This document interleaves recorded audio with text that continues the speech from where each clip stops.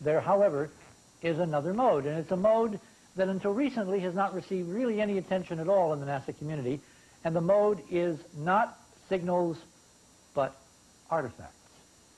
And in 1976, during the unmanned mission to Mars, the Viking mission, lo and behold, on frame 35A72, taken on an afternoon on Mars of a northern Martian desert called Cydonia, we, the human race, NASA, the United States of America, the American people who paid for the mission, spotted and noted an enigmatic artifact that did not belong, the so-called face on Mars.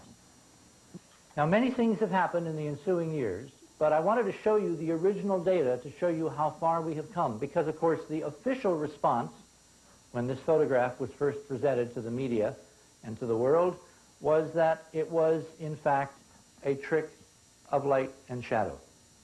Well, from that has come an investigation, some books, some videos, a lot of discussion, and we are here this afternoon. Now, this is a computer-enhanced version of exactly the same image done 15, 16 years later.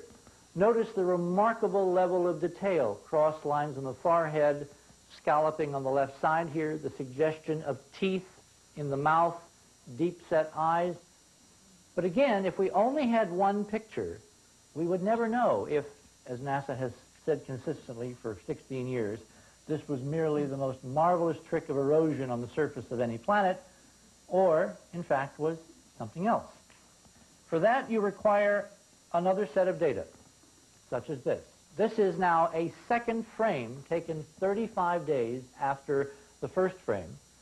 And DiPietro and Molinari, two imaging engineers at the Goddard Space Flight Center who got into this very early on in 79 and 80, they were the ones, not NASA, to cull through the 60,000 Viking images in the archives and to find this picture. And when they processed it, lo and behold, this object turned out to be remarkably bilaterally symmetric. Now, we mean by that it seems to have a left and a right half. There appear to be two eye sockets, the mouth goes through, the hairline appears to go around, there's proportion and symmetry, about 95%. Now, facial expressions we see in mountains or in landscapes here on Earth are inevitably perspective shots, profiles, where if you move 100 meters one way or the other, they go away. What made this different was it was a frontal, full-on facial view, as if you were looking at yourself in some kind of cosmic mirror.